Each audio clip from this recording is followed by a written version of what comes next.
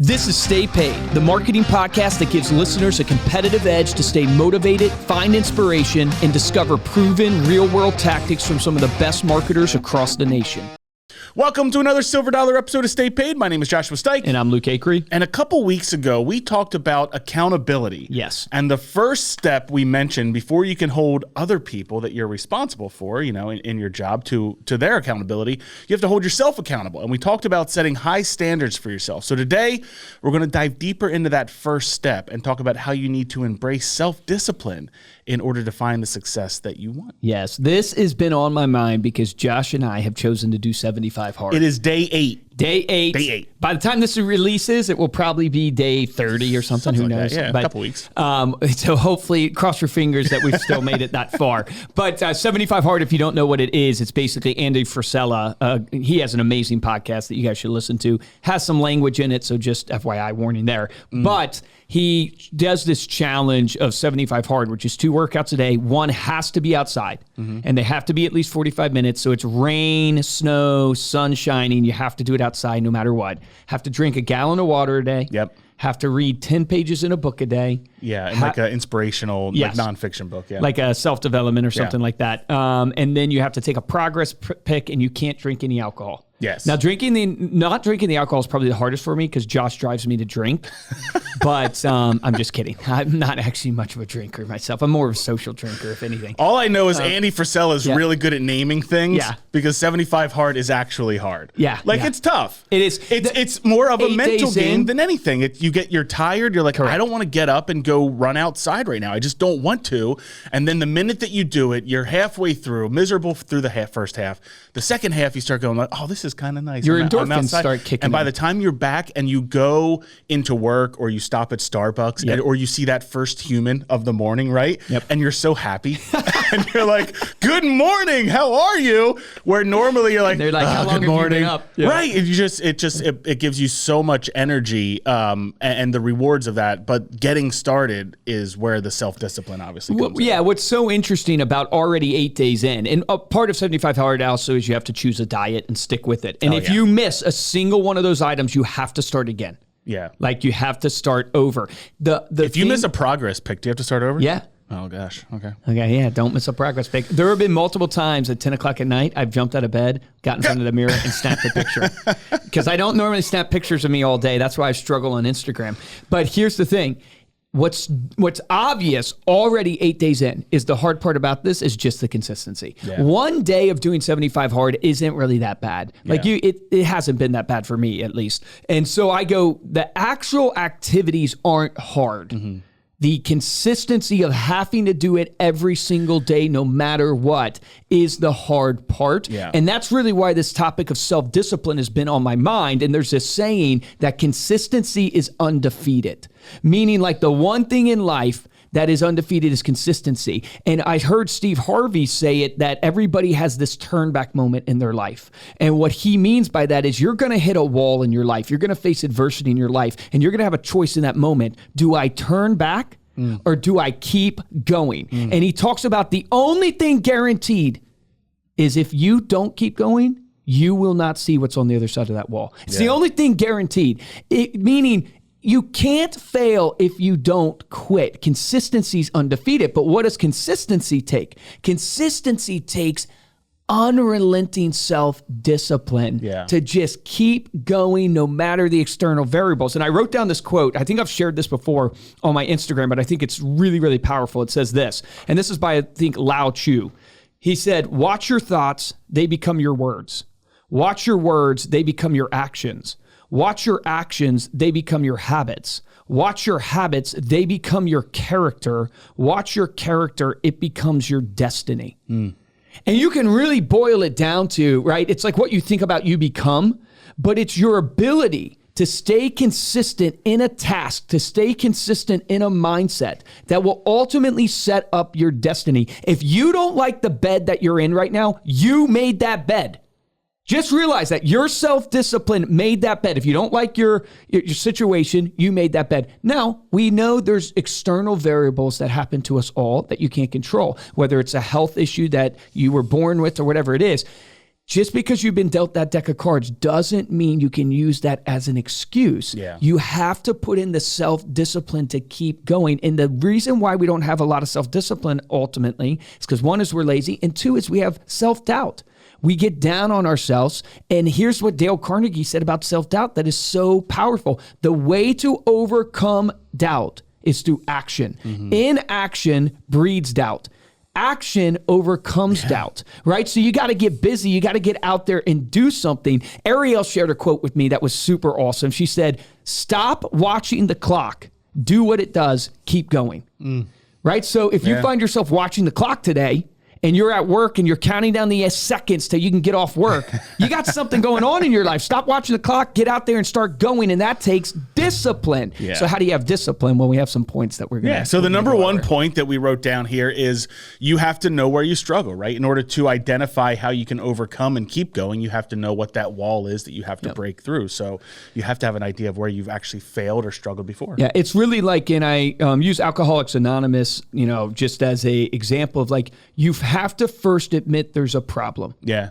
And that doesn't just apply to Alcoholics Anonymous. That applies to everything in your life. You must admit there's a problem. And you know what we do in our lives? I'm a little fired up today. It's probably 75 hard. It's making me fired high. But you know what? We do this. We don't admit there's a problem because if we admit there's a problem, we have to deal with the problem. We rationalize the problem. We normalize the problem. We create this excuse that, it's not a problem. Yeah. And what happens there is what ends up doing to yourself is you don't move forward. Yeah. And everybody's heard the saying, if you're not growing, you're dying. And so you're on a slow death, a death of 1,000 pricks, which is the worst type of death, just being poked by the little needle over and over again. Just think about it. And that's what's happening to you if you don't identify your struggles and deal with them. Yeah, you know where your struggles are, and then set up a structure that allows you to overcome those struggles. I think like Mel Robbins has a great 5-second rule. Very simple thing. If you struggle getting up in the morning, she had this one thing where she was like, I was struggling with this. So I just literally implemented this habit in my life where I would count down from 5.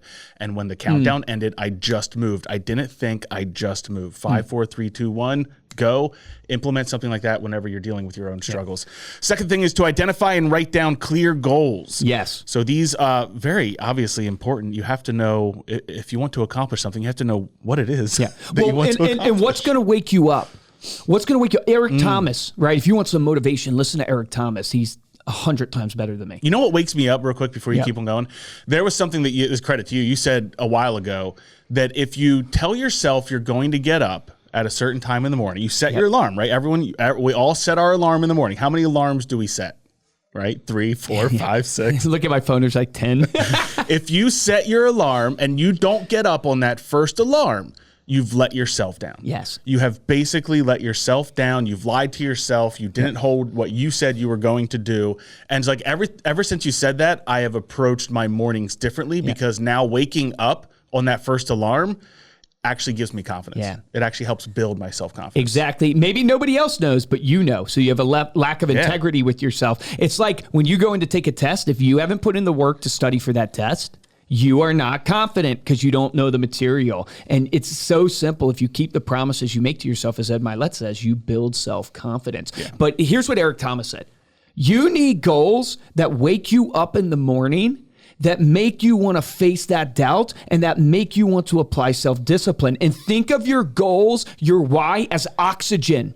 You're not even thinking that you're breathing right now, but I promise you this, if you all of a sudden start struggling to breathe, you know how important that's going to be to you? You know how radical you're going to become? You know how in your life you're going to start going, nothing else matters but getting me oxygen? Is your goal at that level? Is your goal all-consuming to where it wakes you up in the morning? It makes you want to get out of bed. It doesn't mean you enjoy the activity of getting out there at 4:30 a.m. and doing your workout, but it does mean I'm willing to do that workout because it's oxygen to me. It's my purpose. It's what I'm living to do. Yeah. And that is the type of goal you need. And that requires some thinking. That requires going past the materialistic things, past the money, because every person... it's not the fleeting things, right? It's not the things that vanish. It's not the that quick dopamine hit. These are lasting things. I want everybody to have a lot of money. You should. I want you to be successful and have a lot of money and be taken care of. But there's a reason why every successful person says it's not about the money, because here's what they figured out. They got a little bit of money.